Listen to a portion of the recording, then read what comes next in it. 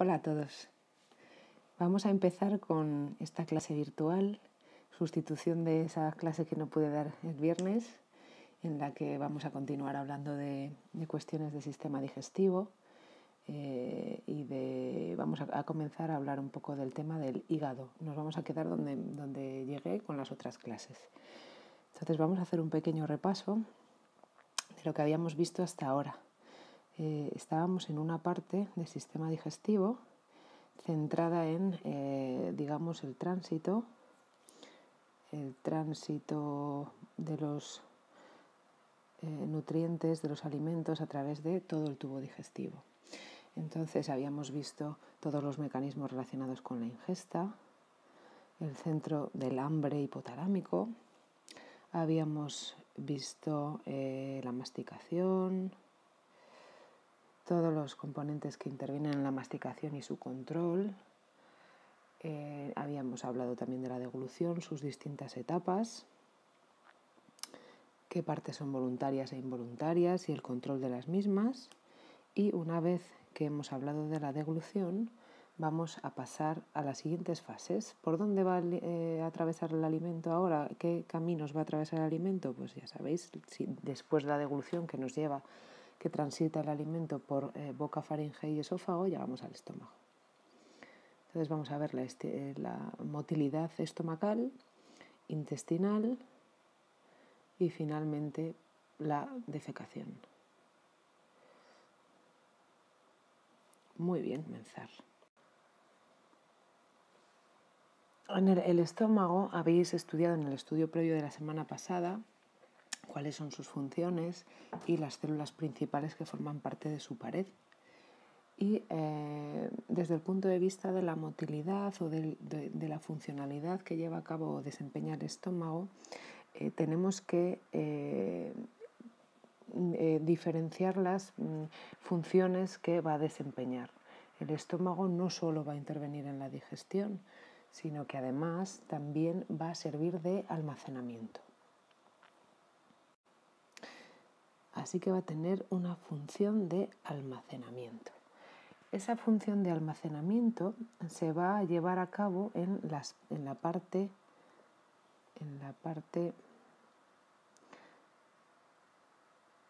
digamos superior, el fundus, y en la parte proximal del cuerpo. Digamos que el tercio superior del estómago, va a tener esa función de almacenamiento. ¿Cómo entra el alimento en el estómago? Pues el alimento en el estómago entra de manera que va describiendo una especie de onda circular y se va almacenando en la parte superior, y a medida que va entrando más estómago va a empezar a mezclarse con los jugos gástricos y, en fin, va a empezar a digerirse, a moverse y demás. Otra de las funciones del estómago es una función relacionada pues, con lo que vosotros ya sabéis, que es la digestión de los alimentos, ¿vale? La mezcla con los jugos gástricos, que son muy ácidos, para formar un elemento que se denomina quimo. Ya no es bolo alimenticio, sino que se denomina quimo. Esa función de digestión se lleva a cabo en los 2 tercios inferiores del estómago y se corresponde con la parte inferior del cuerpo, el antro y el esfínter pilórico, que es el que va a intervenir en la última función que desempeña el estómago. Esa última función, que es también muy importante, es la función de vaciamiento gástrico. El vaciamiento gástrico regula el paso del alimento desde el estómago hasta el intestino delgado. Y esto es muy importante porque si pasa muy rápido, los alimentos no van a poder absorberse, los nutrientes y el agua, adecuadamente en el tubo digestivo, en el intestino delgado. De manera que ese vaciamiento tiene que ser lento, paulatino, y va a tener que estar muy, muy regulado por una serie de factores que vamos a comentar a continuación. Ese vaciamiento está facilitado o mediado por el esfínter pilórico. que actúa a modo de dique en el cual chocan todos los jugos digestivos y solo hay una pequeña abertura, prácticamente está cerrado todo el tiempo. La abertura que da paso del estómago al intestino delgado es tan sumamente pequeño que esto es lo que va a regular de alguna manera el vaciamiento. Dentro del estómago los alimentos van a sufrir una mezcla muy intensa con los jugos gástricos, que son muy ácidos, de tal manera que el estómago podemos asimilarlo o equipararlo a una especie de lavadora que va a mezclar y mezclar, realizando una serie de movimientos con los jugos que tienen en el interior contenidos muy determinados y muy controlados. Esos dos movimientos son de dos tipos. Uno es un movimiento de propulsión. Ese movimiento lo que hace es, gracias a la contracción de las paredes musculares del estómago, ese movimiento lo que hace es empujar el alimento hacia el fondo del estómago, hacia el píloro, hacia el antro. No confundamos el fondo con el fundus, ¿vale? Es distinto. Entonces, esos movimientos, que ya veis que son contracciones de la pared del estómago muy intensas y que se llevan a cabo en distintas zonas. Aquí viene señalada la zona medial del estómago, pero también pueden experimentarse esas contracciones un poco más arriba, cerca del fundus. Entonces, la finalidad de esas ondas es empujar, propulsar el alimento, la mezcla de quimo hacia el píloro, hacia el antro y el píloro. ¿Qué sucede? Que cuando el alimento llega con mucha fuerza propulsado a la zona pilórica, se encuentra con una especie de dique cerrado. Es como una ola gigante que choca contra las rocas. ¿Qué le pasa a una ola gigante que choca contra las rocas? Que retrocede, vuelve hacia atrás, a no ser que tenga una vía de paso. Si tiene una vía de paso, como es en este caso la vía de paso sería el pequeño esfínter pilórico, que es una abertura pequeña. Entonces, una pequeña parte del quimo, del jugo gástrico mezclado con los alimentos, se va a vaciar y va a pasar hacia el intestino delgado, la primera parte que es el duodeno. Pero solo una pequeña parte. De manera que esta abertura, este hueco tan pequeñito, es el que regula el vaciamiento lento. Este hueco o este esfínter puede estar un poquito más abierto, un poquito más cerrado en función a una serie de señales que va a recibir la pared del estómago, ¿vale? Ese sería el primer tipo de movimiento. El segundo tipo de movimiento es un movimiento que se llama de retropropulsión. Aquí tengo a mi hija que no me deja tranquila ni un minuto. El movimiento de retropropulsión realmente hace referencia a ese retorno que experimenta el quimo cuando choca contra el esfínter, que es como un dique. O sea, siempre recordar ese símil que os he hecho antes. Es una ola gigante con mucha fuerza que choca contra un muro en el cual en medio hay una pequeña abertura, de manera que solo un poquito se cuela. El resto retropropulsa. Se va hacia atrás, digamos, ¿no? Vuelve, rebota y vuelve al cuerpo del estómago. Esto es lo que representa esta figura de aquí, en las flechas rojas. Entonces, en las flechas rojas lo que dice es que el quimo choca contra esa pared y una pequeña parte se vacía, pasa al duodeno, pero el resto vuelve a ascender hacia la parte proximal o cefálica del cuerpo estomacal. Y así una y otra vez, y una y otra vez, y una y otra vez, hasta que se produce el vaciamiento no completo, porque nunca se produce un vaciamiento completo, pero se puede vaciar una gran parte del contenido estomacal. Cuando el estómago ha experimentado varias horas de vacío, entre comillas, porque nunca está vacío del todo, cuando estamos en un periodo de ayuno, de unas 2 horas, por ejemplo, hora y media, depende un poco de cada individuo, hay otro fenómeno que es lo que se denomina contracciones del hambre, que son cuando nos rugen las tripas y cuando hacen ese ruido tan intenso. Vosotros fijaros que pensar que cada vez que hacéis la digestión, vuestro estómago se agita como una coctelera, como una lavadora, pero no se oye desde fuera. Se oye si pones la orejilla pegada a la tripa de una persona que está haciendo la digestión de los alimentos en el estómago, escuchas unos ruidillos.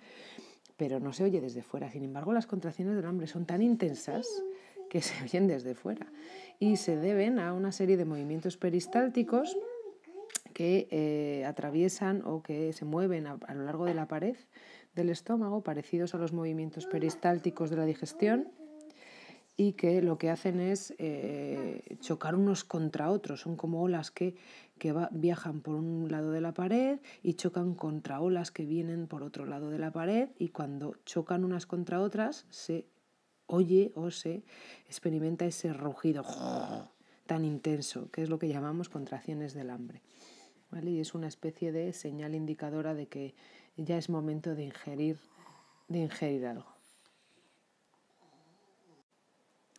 Como comentábamos antes, una parte fundamental de la actividad gástrica es su vaciamiento, la salida del quimo que se ha formado en el interior hacia el intestino delgado, hacia el duodeno. Este vaciamiento es muy importante controlarlo muy bien, porque si no los alimentos pueden pasar demasiado rápido y esto no daría tiempo suficiente al duodeno para que ejerciera su función de absorción de nutrientes y de agua y demás. Entonces hay una serie de, digamos, factores que condicionan este vaciamiento gástrico, que es un poco lo que viene a representar esta figura de aquí. Las flechas verdes representan los mecanismos de activación y las flechas rojas representan los mecanismos de inhibición del vaciamiento gástrico. Activación de la salida, inhibición de la salida de alimento por el píloro.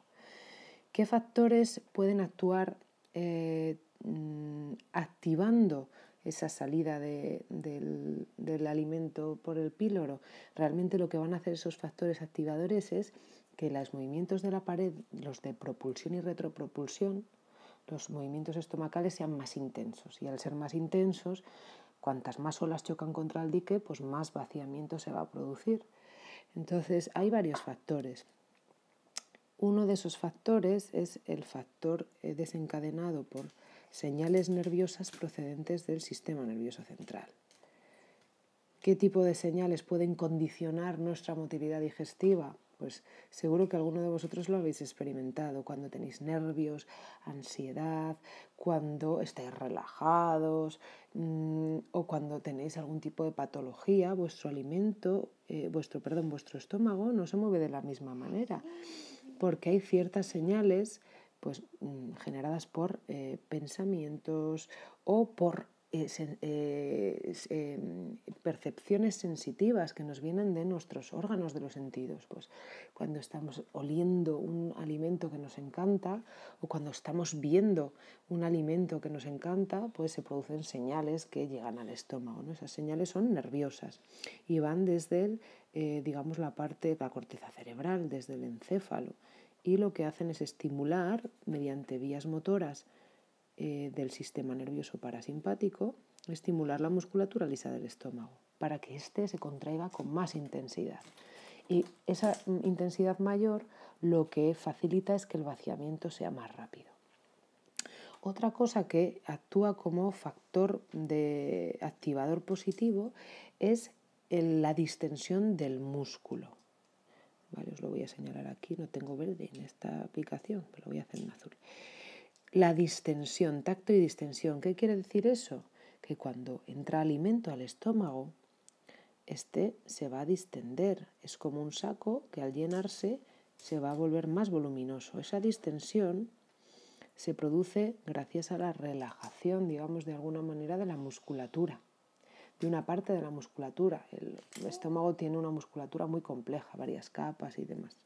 Entonces, cuando esa musculatura experimenta esa distensión, se genera una sensación detectada por unos propioceptores, por ejemplo, unos receptores que detectan que el estómago se está llenando, está entrando alimento, y eso determina una señal nerviosa sensitiva que viaja al sistema nervioso central, viajaría también al sistema nervioso central, y el sistema nervioso central enviaría otra respuesta motora. ¿Qué respuesta? Oye, la de poner en marcha el sistema de propulsión. Vamos a hacer más activo el peristaltismo estomacal porque se está llenando de alimento, lo estamos notando por la distensión del músculo. Finalmente, hay otro factor que ya no es un factor nervioso en sí mismo, sino que es un factor hormonal y viene mediado por la hormona denominada gastrina. Esta hormona gastrina es una hormona que es secretada por glándulas presentes en la propia pared del estómago, pero son glándulas endocrinas, no exocrinas. Las exocrinas vierten ácido clorhídrico y factor intrínseco y otros componentes del jugo gástrico al interior del estómago. Y las endocrinas secretan factores, hormonas, a la sangre que circula por la pared del estómago. Entonces esa gastrina se secreta cuando aumenta la distensión del estómago, cuando se distiende la musculatura y cuando hay alimento obviamente presente en el estómago y actúa de forma paracrina. ¿Qué significa de forma paracrina? Que no sé si lo habéis visto esto con Cristina en el tema de endocrino, pero toda la acción de las hormonas se clasifica como endocrina porque se secretan a la sangre y pueden actuar en lugares muy lejanos. Se pueden secretar en la hipófisis y actuar a nivel de ovario, por ejemplo. Sin embargo, la acción paracrina es la que se lleva a cabo en tejidos o en células cercanas al lugar de secreción. Entonces la gastrina se secreta desde las propias paredes del estómago y actúa en las propias paredes del estómago a través de receptores y demás, con la finalidad exactamente la misma que los otros dos factores que hemos comentado antes, que es impulsar, hacer más intensas las contracciones de peristaltismo estomacal. Vamos a resumir un poquito entonces estos factores. Estos factores serían los factores de activación. De activación tendríamos factores nerviosos, dentro de los cuales hemos clasificado pues aquellos mediados por la corteza cerebral,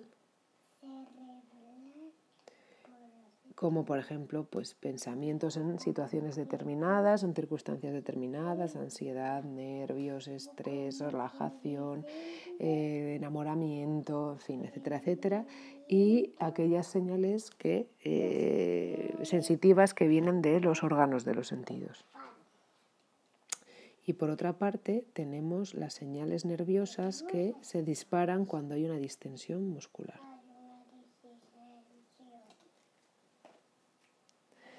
Después tenemos unas señales o unos factores hormonales, en este caso mediados por la gastrina.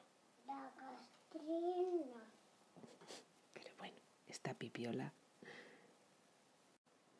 Por otra parte, vamos a encontrar una serie de factores o situaciones en las cuales vamos a experimentar una inhibición, digamos, o inactivación del vaciamiento gástrico. ¿Qué situación será esa? Pues esa situación será el momento en el que el tubo digestivo, o el intestino delgado, perdón, la primera parte del intestino delgado esté cargado de alimento y tiene mucho trabajo, tiene que absorber nutrientes, absorber agua, vitaminas, electrolitos.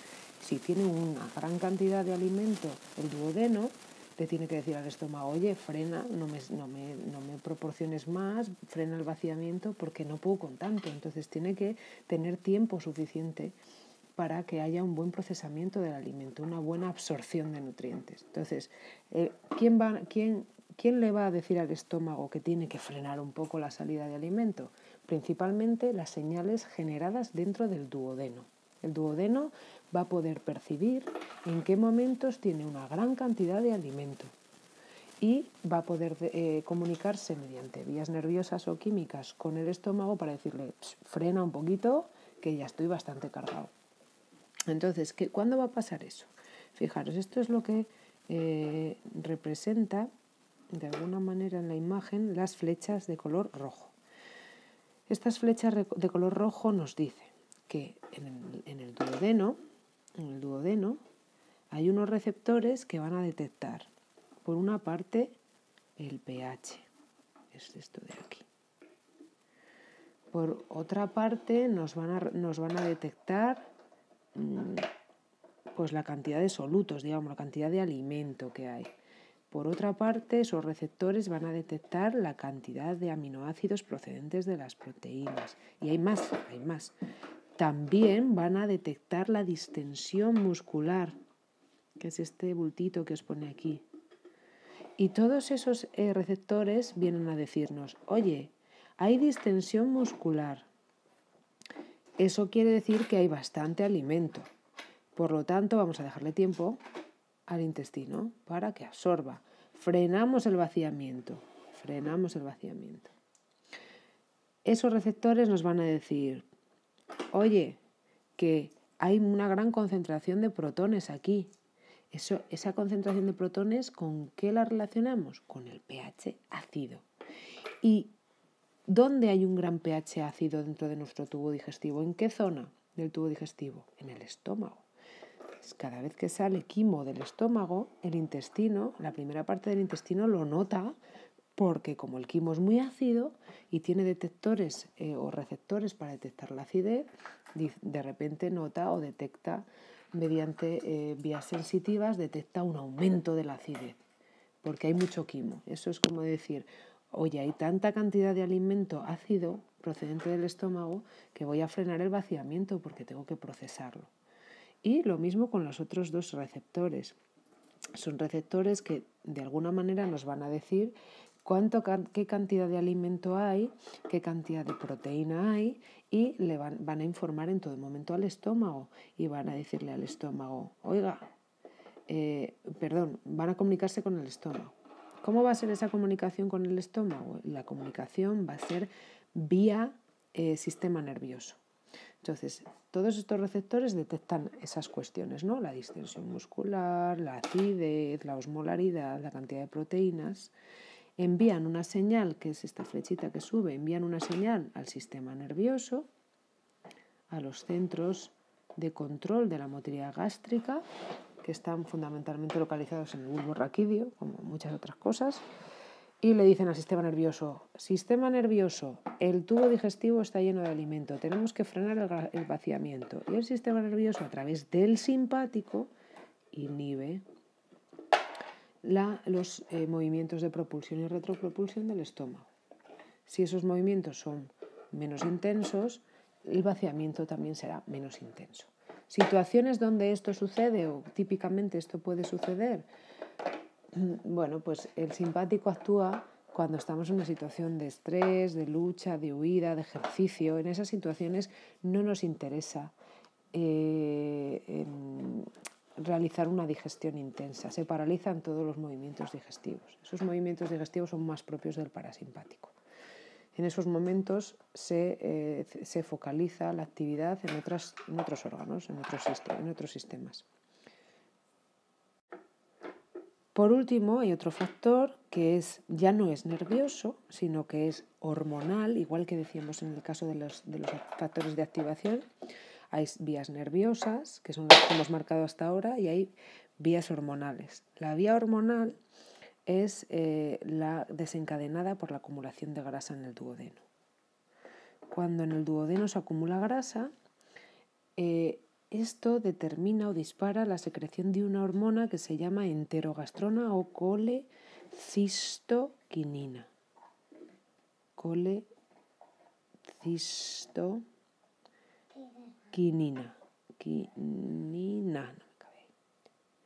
Esa hormona actúa a nivel local y lo que hace es secretada a la sangre y por la sangre viaja hasta la musculatura estomacal e inhibe las contracciones estomacales.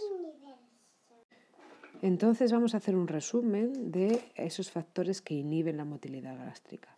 Teníamos por una parte los que potencian, los que activan, y ahora vamos a resumir cuáles son esos factores que inhiben. Tenemos factores de tipo nervioso, que son señales que se desencadenan en receptores del duodeno. Esos receptores del duodeno lo que hacen es, de alguna manera, detectar o informar de que en esa parte del duodeno hay suficiente comida. ¿Y cómo detectan que hay suficiente alimento y tienen que frenar el vaciamiento gástrico? Pues porque hay un aumento de la distensión muscular, porque hay una disminución del pH, acidez, porque está entrando mucho quimo y el quimo es ácido, porque hay un aumento de los solutos, todo esto son quimiorreceptores, o porque hay un aumento de la cantidad de aminoácidos proteicos. Todo esto es detectado por receptores que generan una señal nerviosa. Esa señal nerviosa lo que hace es estimular centros del sistema nervioso central en el bulbo raquídeo y se genera una vía motora a través del sistema nervioso simpático.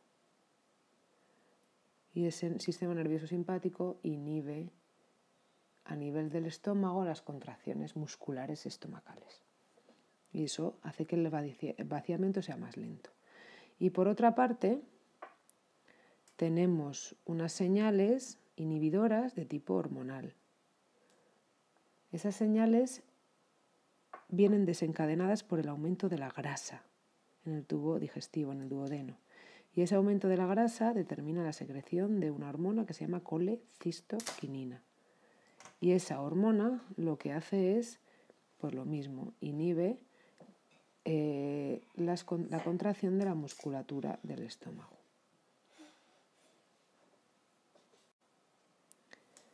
Bueno, pues el alimento lo tenemos ya alojado en el tubo digestivo, en el intestino delgado, donde va a experimentar la absorción, también digestión de nutrientes, pero fundamentalmente absorción. ¿Cómo va a transitar el alimento a través del tubo digestivo? Pues el alimento tiene que ser empujado y va a experimentar unos fenómenos físicos, mecánicos, lo que se llama una digestión mecánica. Entonces, la pared de la musculatura del intestino delgado va a experimentar fundamentalmente dos tipos de movimientos, que son los que os pone la diapositiva. Está un poco solapado aquí, me ha cargado mal el PowerPoint, no sé. Un movimiento es el movimiento de segmentación. Contracciones de mezcla o segmentación. Este tipo de movimiento, como veis en la imagen, se genera por ondas contráctiles de la pared muscular del intestino delgado en distintos puntos y de forma simultánea, en distintos puntos del tubo digestivo y de forma simultánea. Esos anillos contráctiles van variando de posición, actúan como una especie de mortero. Un mortero que contrae delante, atrás, delante, atrás, delante, atrás. Entonces esos anillos contráctiles en un momento dado están en una posición, en otro momento dado se desplazan a otra zona de la pared muscular. ¿Cuál es la finalidad de estos movimientos de segmentación? Pues como veis aquí dentro es machacar, triturar de alguna manera el alimento que transita por esa zona y en segundo lugar la función es poder acercar o mezclar el alimento de manera que facilite que éste se acerque a la zona de absorción de nutrientes. Si nosotros no mezcláramos el alimento, no hubiera ningún movimiento de mezcla, solo se podrían absorber aquellos alimentos que estén en contacto con la mucosa del intestino. Y a nosotros nos interesa que el proceso sea lo más eficiente posible. Entonces hay que mezclar el alimento en el intestino para que se acerque a las zonas de absorción, para que todo él esté en contacto con las zonas de absorción. Hacemos un pequeño inciso aquí. A ver si recordamos las zonas de absorción intestinal. Recordar que eran esas vellosidades, que ya nos examinamos la semana pasada, las vellosidades intestinales, que son repliegues de la mucosa intestinal, que aumentan la superficie de absorción, y están constituidas esas vellosidades por un epitelio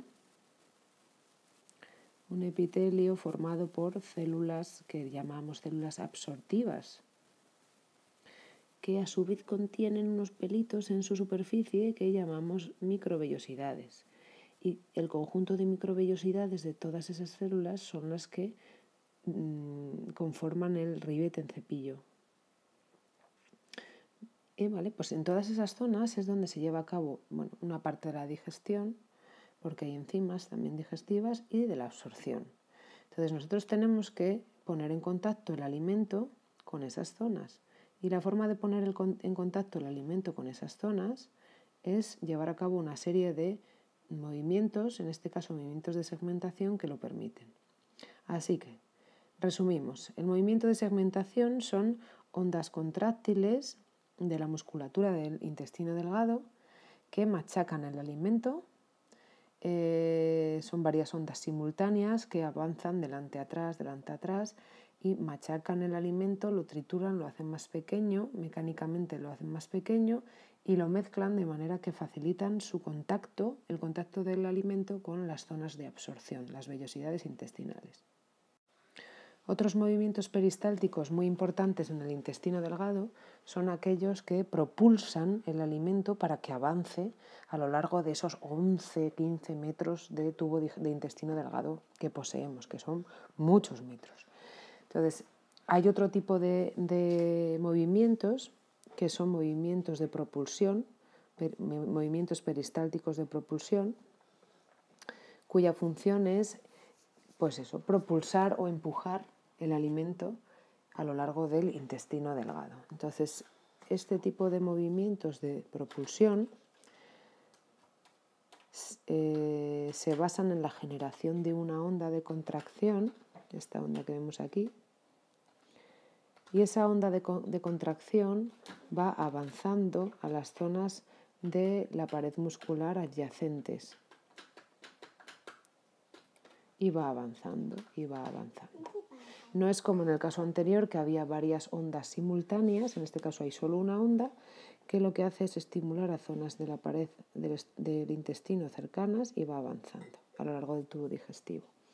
¿Cómo se desencadena esta onda? Hay varios elementos que la activan, pero el más importante es el propio paso del bolo, del quimo. Una vez que el alimento pasa desde el estómago al duodeno, el duodeno nota que hay una distensión muscular. Esa distensión muscular está generada por la presencia de alimento en esa zona. Y la musculatura en esa zona se distiende. Esa distensión tiene una respuesta refleja inmediata, que es este anillo de contracción. Y ese anillo de contracción va a ir estimulando a zonas de la pared cercana y va a ir avanzando.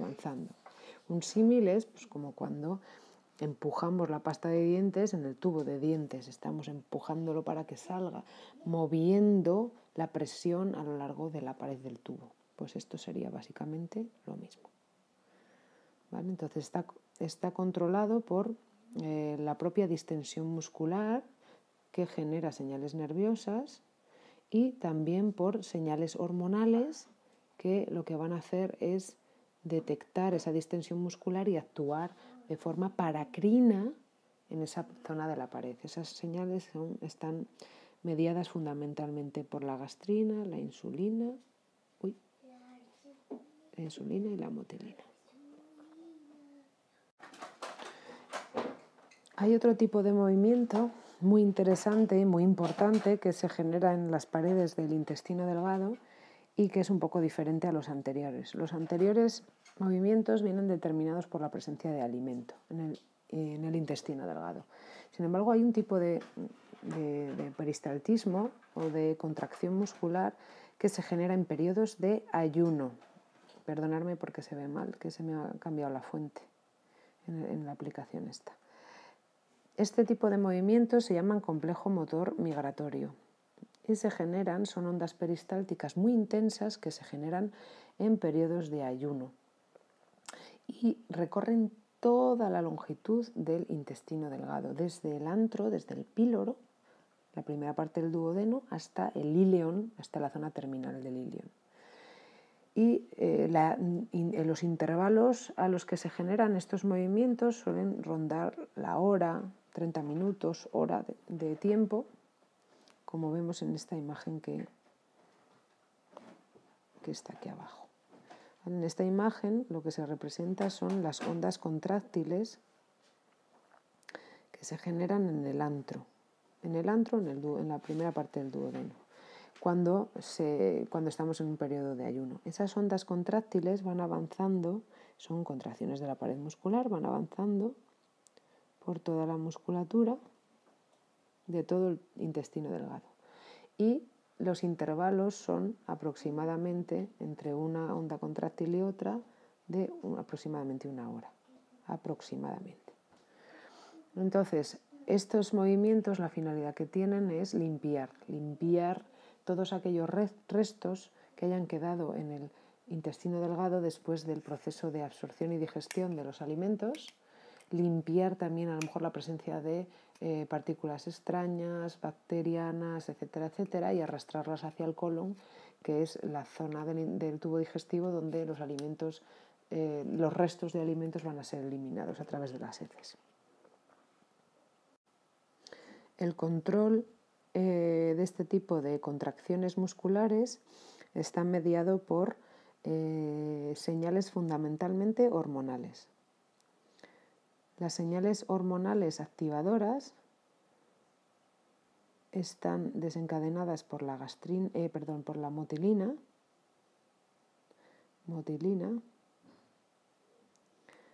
y las señales inhibidoras de estos movimientos peristálticos en el ayuno están mediados por la gastrina y la colecistoquinina, que recordar que intervenían en el vaciamiento gástrico.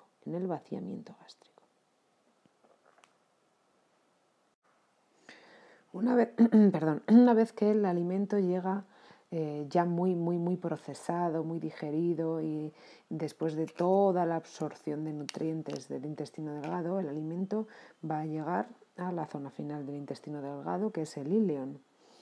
En esa zona del intestino delgado va a haber un sistema o mecanismo de control de paso del alimento a la siguiente parte del tubo digestivo, que es el intestino grueso. Esa zona de control es la válvula ileocecal. No se ve muy bien aquí. Válvula ileocecal.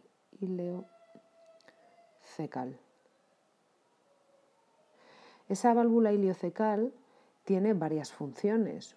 Una función es regular la velocidad del paso del alimento procesado ya y con el que ha experimentado mucha absorción, esa velocidad de paso del íleon hacia el intestino grueso.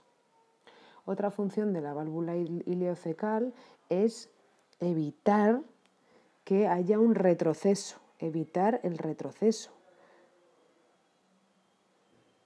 Porque si retrocede el contenido, entraría materia fecal al intestino delgado desde el intestino grueso.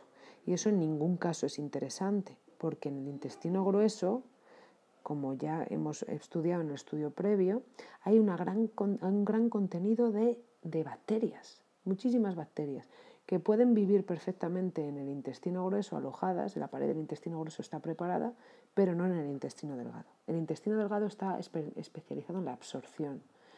Entonces, si hay un retroceso de material fecal, este podría ser absorbido hacia la sangre, lo cual significaría que un montón de bacterias de tipo Escherichia coli pasarían a la sangre, y eso sería bastante catastrófico. ¿Vale? Entonces, esta válvula tiene esas funciones. Por una parte, regular la velocidad del paso del quimo hacia el intestino grueso, impedir que retroceda material fecal hacia el intestino delgado. Entonces tiene un mecanismo como el de cualquier válvula. Tiene una válvula que consta de unas valvas o un tejido que protruye o que está enfocado hacia el intestino grueso. De manera que cuando hay mucha presión del lado del intestino delgado, lo cual quiere decir que hay alimento, las válvulas permanecerán abiertas y el alimento pasará. Y si hay mucha presión en el lado del intestino grueso, lo cual querrá decir que hay mucha materia fecal que todavía no ha transitado, pues esa presión cerrará las válvulas, ¿vale? en ese punto. Así, a través de la válvula ileocecal el alimento ya muy procesado, muy procesado, ya es una materia casi residual, pasa al intestino grueso. Vamos a recordar un poco las partes funcionales del intestino grueso. Aquí tenemos, en esta parte tenemos todavía intestino delgado y válvula ileocecal. La primera zona de paso del contenido es el ciego. El ciego es esta zona de aquí y esto es el apéndice. El resto ya es colon. El colon se divide en varias partes. Un colon es el ascendente, que es este de aquí, colon ascendente, porque los residuos ya tienen que ascender por esta parte del tubo digestivo. Luego está el colon transverso y luego está el colon descendente. En la parte final encontramos el recto, que ya es la zona especializada en la expulsión de la materia fecal. ¿Vale? Entonces, estas serían las partes. ¿Qué sucede en el intestino grueso? ¿Cuáles son sus funciones? Pues tiene dos funciones principalmente. Una función es la función de absorción de agua y de electrolitos y vitaminas, lo que todavía quede, fracción de nutriente que quede en ese alimento o en ese residuo ya. Entonces, esa absorción de agua a través del tubo digestivo del intestino grueso lo que va a hacer es compactar ese material, se va a compactar. Y por otra parte, tiene una función de almacenamiento de la materia fecal que se está formando, de esas heces que se están formando. Y estas dos funciones se llevan a cabo en zonas diferentes. La zona de absorción de agua y electrolitos se lleva a cabo fundamentalmente en la parte proximal, que estaría constituida por ciego, colon ascendente y la mitad del colon transverso. Y aquí lo que vemos es que el material todavía es bastante líquido, se va absorbiendo agua y se va formando una especie de papilla, y a medida que avanza en el colon transverso ya se van formando las heces como tal, porque ya el material es bastante más sólido. Entonces, la función de almacenamiento se llevaría a cabo en la parte distal, que estaría formada por el colon transverso, la parte distal del colon transverso y el colon descendente. Una cuestión muy importante es cómo avanza y cómo se produce ese mezclado y esa absorción de agua en el intestino grueso. De manera que en las paredes del intestino grueso la musculatura va a experimentar dos tipos de movimientos peristálticos. Una motilidad específica de esta zona del tubo digestivo. Esos movimientos se denominan movimientos australes o austras y movimientos en masa o de masa. Las austras son unos movimientos que lo que permiten es el mezclado y la absorción del agua. Son muy parecidos a los movimientos de segmentación del intestino delgado que hemos comentado antes. De manera que lo que hacen es generarse unas ondas de contracción que actúan como un mortero y que mezclan el alimento o el resto de alimento que queda y que facilitan que esta materia se ponga en contacto con la mucosa y se absorba el agua. Fundamentalmente hay canales para el agua y algunas vitaminas y demás. A nivel de qué zonas de la musculatura se lleva a cabo este tipo de segmentación o de austras, pues a nivel de lo que se denominan las austras en sí mismas. Las austras son esta especie de globitos que forma el tubo digestivo. Esos globitos o protrusiones de la pared del tubo digestivo se forman porque la musculatura circular está muy contraída a intervalos regulares. Está contraída en estas líneas, ahí está contraída. Y porque también hay una contracción de la musculatura longitudinal en una banda central, que es esta banda de aquí. ¿Vale? Toda esa musculatura sufre una contracción más intensa a intervalos regulares y actúan como una especie de mortero que machaca la materia que hay dentro y permite que la absorción de agua se lleve a cabo. Y finalmente hay otro movimiento que es un movimiento de propulsión y se llama movimientos de masa, concretamente en el intestino grueso. Y es muy parecido a los movimientos de peristaltismo de propulsión del intestino delgado, que decíamos que era como cuando apretamos el tubo de la pasta de dientes para que salga, pues una cosa muy parecida. Se genera una onda de contracción y esa onda de contracción impulsa el contenido hacia adelante. Esa onda lo que hace es avanzar, ¿vale? La diferencia de los movimientos de masa con los movimientos de propulsión del intestino delgado es que estos son menos frecuentes y aparecen de 1 a 3 veces al día. Estos movimientos lo que van a hacer es empujar el contenido del intestino grueso hacia la zona final del colon descendente y finalmente hacia el recto. Cuando el contenido llega al recto, se va a producir el reflejo de la defecación, dependiendo un poco de la cantidad de contenido. Pero cuando el recto está lleno de materia fecal, se produce lo que se llama un reflejo de defecación. Ese reflejo tiene que venir acompañado de la relajación de los esfínteres. Entonces aquí tenemos dos componentes. Tenemos una musculatura lisa, que es la musculatura de la pared del recto, que es musculatura lisa. Esa musculatura, cuando se distiende porque está llena de contenido fecal, genera el reflejo defecatorio, que está mediado por una respuesta autónoma. Es decir, el reflejo defecatorio es involuntario, autónomo, porque viene desencadenado por los receptores alojados en la musculatura lisa. Pero después tenemos que relajar los esfínteres, ¿no? Los esfínteres son estas estructuras que vienen aquí marcadas. Es un músculo, ¿veis? Estos circulitos es un músculo que es de tipo estriado, no es musculatura lisa. Por lo tanto, el control de esta musculatura es un control voluntario por el sistema nervioso somático.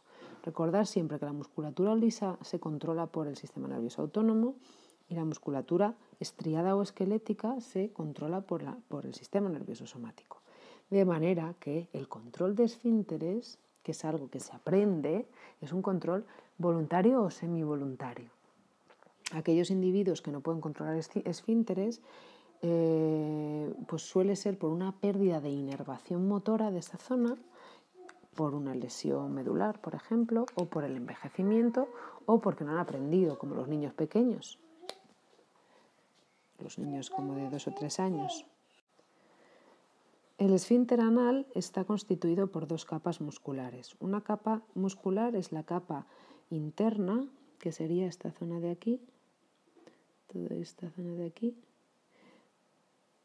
y una capa de musculatura externa, que sería la parte externa del esfínter, que sería todo esto de aquí y esta zona de aquí. Cuando el recto está vacío, el esfínter se encuentra de la siguiente manera.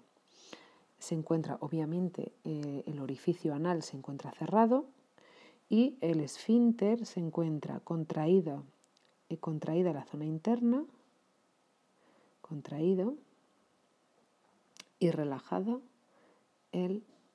la musculatura externa. Cuando llega el contenido fecal al recto, lo que sucede es, por una parte, se distiende la musculatura, aumenta la distensión. ¿Por qué? Porque se está ensanchando esa zona, se está distendiendo. Entonces aumenta la distensión muscular. Y esto genera el reflejo defecatorio, laganillas. Y por otra parte, va a empezar a ponerse en marcha un sistema de relajación de esfínteres. Obviamente, si voluntariamente lo deseamos así y si es el momento apropiado.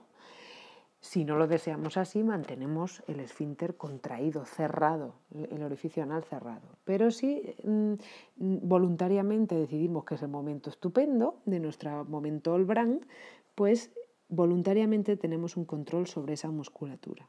¿Qué pasaría entonces? Pues tendríamos una segunda fase en la cual la musculatura interna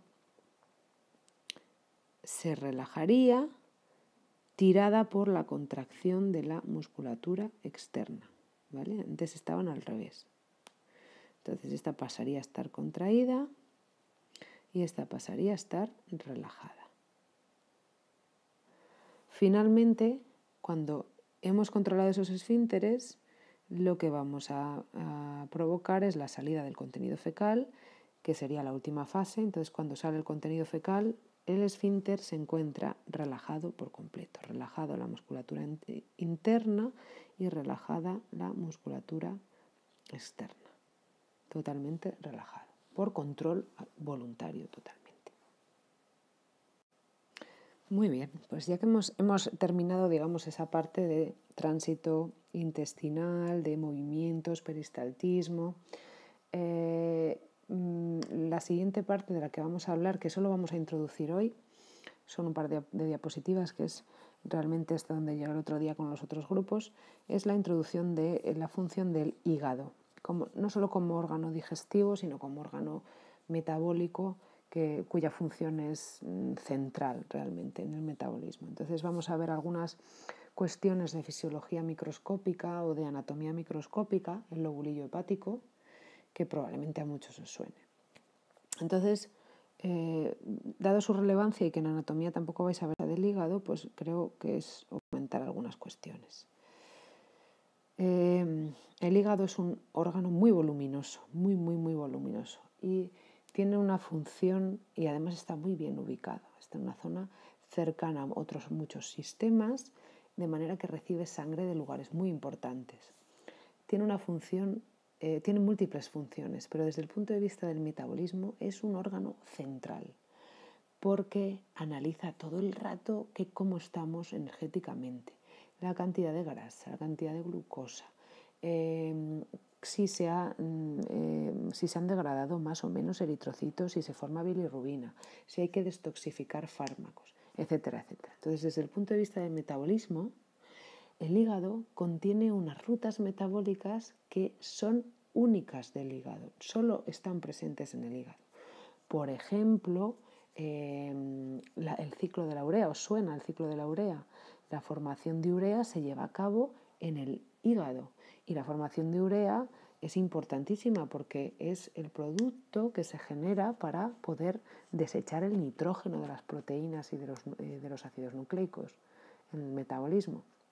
Entonces, como el nitrógeno es muy tóxico, se tiene que eliminar de esa manera y solo mediante las acciones o las rutas que existen en el hígado. Aparte de eso, tiene otras muchas funciones que vamos a comentar en clase y hablar un poco sobre su aspecto. El aspecto del hígado, cuando nosotros tenemos un hígado en las manos, que no sé si en anatomía habéis hecho esa disección, y nuestras manos se llenan de sangre. Es un reservorio de sangre enorme de nuestro cuerpo. Así como cuando observamos el cerebro, nos da la sensación de que es un trozo de mantequilla, porque realmente tiene muchísima grasa, un 90 y pico % de la materia sólida es grasa, pues en el hígado la sensación que nos da es que tenemos como un coágulo de sangre en las manos. Y eso realmente tiene mucho sentido porque el hígado se lleva una gran parte del flujo sanguíneo sistémico. Es un reservorio gigante de sangre. Mirad, fijaros en esta figura. En esta figura se representa la cantidad de sangre o el porcentaje de gasto cardíaco que va a cada tejido. El gasto cardíaco, que era el volumen sistólico por la frecuencia cardíaca, os lo recordáis. Más o menos viene a decirnos qué flujo de sangre tiene cada órgano. En el reposo, que es el tramo azul, este tramo azul, en el reposo, el hígado se lleva un 25% del gasto cardíaco. casi 1,5 litros de sangre pasa en el reposo. En el ejercicio la cosa cambia y el gasto cardíaco se lo lleva fundamentalmente el músculo. Desde el punto de vista de la vascularización, tenemos que considerar cuáles son las fuentes de entrada de sangre y de salida de sangre al hígado. Antes hemos comentado que el hígado tiene ese aspecto como de un gran coágulo de sangre porque tiene una capacidad de reservar hasta medio litro de sangre en un individuo adulto. Entonces, está increíblemente vascularizado y además hemos comentado también que se lleva él solo un gran porcentaje del gasto cardíaco, es decir, un gran volumen o flujo de sangre por minuto se nos va al hígado. Bueno, vamos a observar en esta imagen cuáles son las vías de entrada de sangre al hígado. El hígado necesita un aporte de oxígeno, obviamente. Ese aporte de oxígeno le viene por una arteria que se llama arteria hepática. Fijaros, la arteria hepática constituye un 25% del volumen de sangre que recorre el hígado por minuto. Esa arteria hepática viene de una ramificación de la arteria aorta que viene del ventrículo izquierdo, y esa arteria aorta se ramifica en multitud de arterias y arteriolas que lo que van a hacer es proporcionar sangre oxigenada a los tejidos, entre ellos el tejido hepático, ¿vale? Entonces la arteria hepática sería un punto de entrada fundamental. Otro punto de entrada sería la entrada desde la vena porta, fijaros aquí. La vena porta lleva sangre no oxigenada y ese flujo de sangre constituye el 75% del total, es decir, que del aporte sanguíneo que llega al hígado, la mayor parte es sangre pobre en oxígeno. Por eso tiene ese aspecto como marronáceo, azulado, no es como del mismo color que la sangre, rojo brillante. ¿De dónde viene la vena porta o qué trae la vena porta? ¿Qué sangre trae? Pues la vena porta trae la sangre que viene del tubo digestivo, que son todas estas capilares que veis aquí. ¿Vale? Entonces,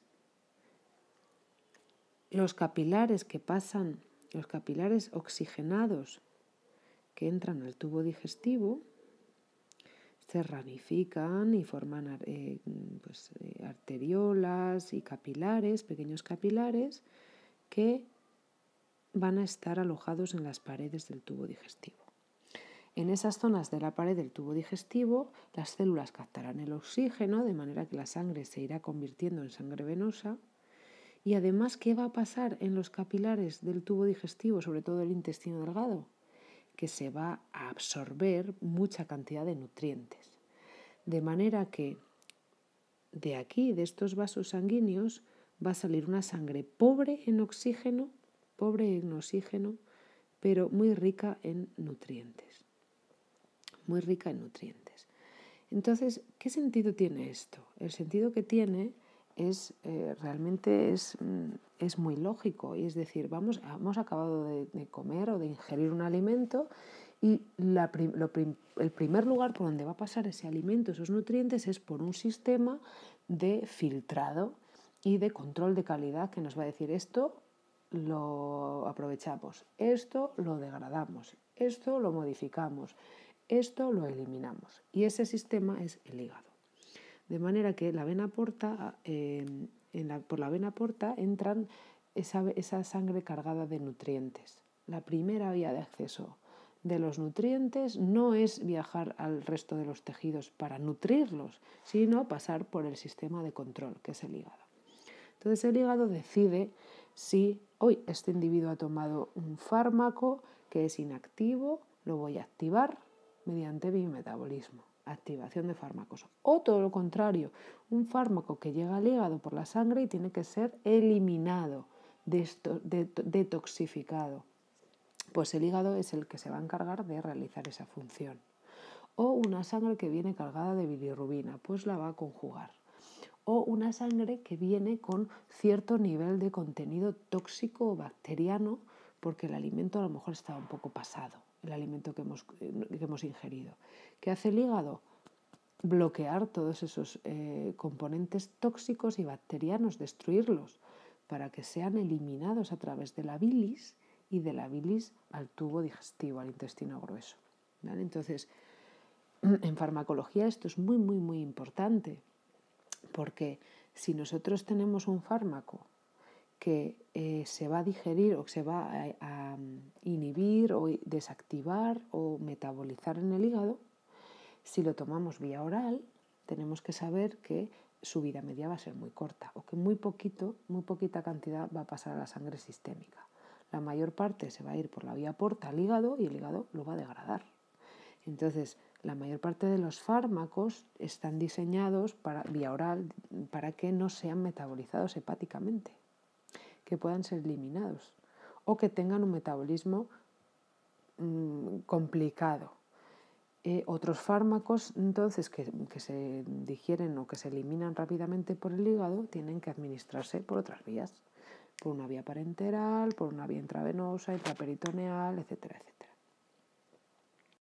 Vale, entonces estas serían las vías de entrada, que en resumen decimos, las vías de entrada son la arteria hepática, que proporciona un flujo de unos 300 mililitros minuto y que viene directamente de la circulación impulsada por el ventrículo izquierdo.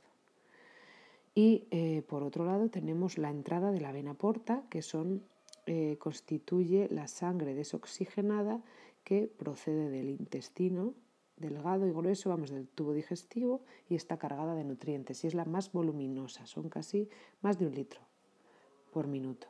En total, si lo sumamos las dos, casi tenemos 1,5 litros de sangre que accede al hígado por minuto. Y luego está el sistema de salida. O sea, hay una vía de salida de sangre del hígado, que es la vía de la vena hepática. ¿Vale? Esta vena hepática, lo que haría sería, esta vena hepática también estaría cargada de todos aquellos nutrientes que el hígado ha determinado que son óptimos y que no se van a degradar en el hígado, y esos nutrientes se distribuirán por el resto de los tejidos, y una vez que los tejidos lo han consumido, se verterá a nivel de la vena cava, y de la vena cava pues irá a la aurícula derecha del corazón. ¿Vale? Entonces tenemos ese sistema vascular tan complejo en nuestro hígado, un sistema arterial de entrada, arteria hepática, de sangre oxigenada, una sangre venosa que viene del tubo digestivo y que entra por la vena porta, que es la más voluminosa. Y una vez que el hígado ha procesado todos los componentes y ha decidido qué elimina y qué transforma, o que no hace nada, porque puede no hacer nada, sale el contenido vía vena hepática a distribuirse por el resto de los tejidos y finalmente llega a la aurícula derecha a través de las venas cavas. Ya para finalizar, y como introducción de lo que vamos a ver el próximo día, os comento algo sobre la estructura microscópica del hígado. Vosotros vais a ver en anatomía pues la estructura macroscópica, los lóbulos hepáticos, la circulación, etcétera, etcétera, y nosotros hablaremos un poco más de la unidad fisiológica hepática, que es el lobulillo. En este corte, esto es un corte transversal de tejido hepático, y en este corte observamos que el hígado se estructura en una especie de celdillas hexagonales, si os fijáis que son como hexágonos, dentro de los cuales se distribuyen de una forma muy determinada los hepatocitos, que son las células hepáticas, y los sinusoides, que son capilares sanguíneos mezclados con sangre arterial y venosa, por esta circunstancia particular del hígado de que recibe sangre arterial y venosa. En el interior hay una vena, que es la vena central, y en cada vértice de este hexágono vamos a encontrar un conducto biliar, una rama de la arteria hepática, que está ahí de color rojo, y una ramita de la vena porta. Esto ya os digo que lo vamos a ver el próximo día con mucho más detenimiento. Así que el próximo día empezaremos desde esta diapositiva en la cual comentaremos detalles de la estructura microscópica de los lobulillos hepáticos. Otra vez. Tenéis que estudiar mucho. Eso. ¿Habéis escuchado alto y claro lo que dice mi hija Lucía? A estudiar mucho. Todas las dudas que tengáis, ya sabéis que me las podéis escribir a m.alonso.prof@ufv.es o me las comentáis en clase. Que tengáis un feliz fin de semana. Hasta luego.